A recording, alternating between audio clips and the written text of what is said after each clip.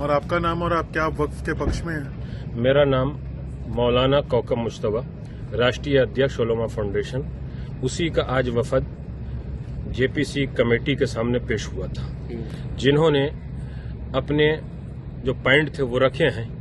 इसलिए कि जब से 1954 से वक्फ एक्ट बना है और उस 1995 तक और 2024 तक औकाफ को बर्बाद किया गया है। अगर बर्बाद नहीं हुए हैं, लूटे नहीं गए हैं, तो हर वक्फ बोर्ड से 15 दिन के अंदर रिपोर्ट मंगाई जाए कि वक्फ बोर्ड में रजिस्टर्ड औकाफ की तादाद कितनी है और कितना टैक्स आता है और कितने जिंदा हैं, कितने मुर्दा हैं। जब ये सवाल पैदा होता है तो जो वक्फ के ऊपर काबिज हैं वो अधिकारी की शक्ल में हों, वक्फ बोर्ड के मेंबर की शक्ल में हो या चेयरमैन की शक्ल में हो, उनके पेट में दर्द होने लगता है। वक्फ प्रॉपर्टी किसी का जाती माल नहीं होती है। मुतवल्ली और चेयरमैन को सिर्फ इतना हक हासिल है कि वो उसकी हिफाजत करे, लेकिन वक्फ बोर्ड की जितनी भी प्रॉपर्टी है जब वाकिफ ने वक्फ कर दी तो वो भारत की होती है, भारतवासियों की होती है, मानवता के लिए होती है, जिस काम के लिए की गई है उसके लिए होती है।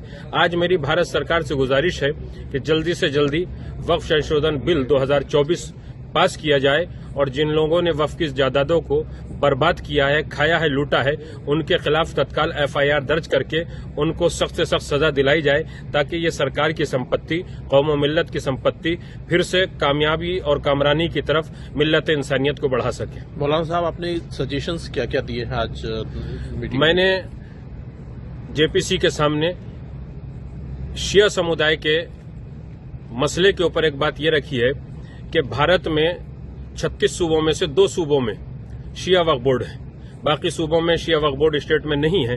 तो मैंने कहा है कि इन 2 सूबों से वक्फ बोर्ड को खत्म करके पूरे भारत का शिया वक्फ परिषद की शक्ल में, शिया वक्फ बोर्ड की शक्ल में या शिया वक्फ काउंसिल की शक्ल में एक बना दिया जाए, ताकि किसी भी सूबे में किसी शिया को परेशानी न हो।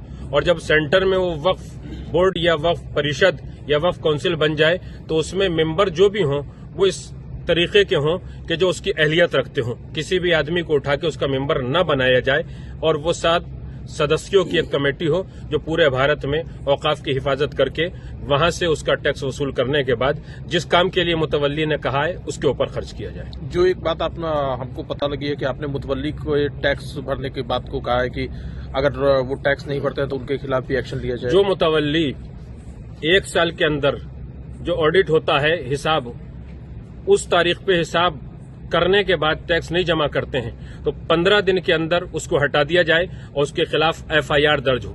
इसी एफआईआर से दर्ज होने से डरने के लिए मौलाना अरशद मदनी जैसे बहुत से मौलवी हिंदुस्तान के अंदर हाय तौबा मचाए हुए हैं कि वक्फ बिल पास न हो, वक्फ बिल पास न हो, वक्फ बिल पास न हो। अरे तुम्हारे साथ अगर कोई घटना हो जाती है तो बड़ी सजा दिलाना चाहते हो। कोई पूरे हिंदुस्तान को लूट के चला जाए, पहले महमूद गजनवी लूट के चला गया, दूसरे बादशाह वो लूट के चले गए, तो जो भी भारत की संपत्तियों को बर्बाद करेगा, लूटेगा, उसके खिलाफ एफआईआर भी दर्ज होगी, उसके पेट से वो माल निकाला भी जाएगा। ये भारत की संपत्तियां हैं।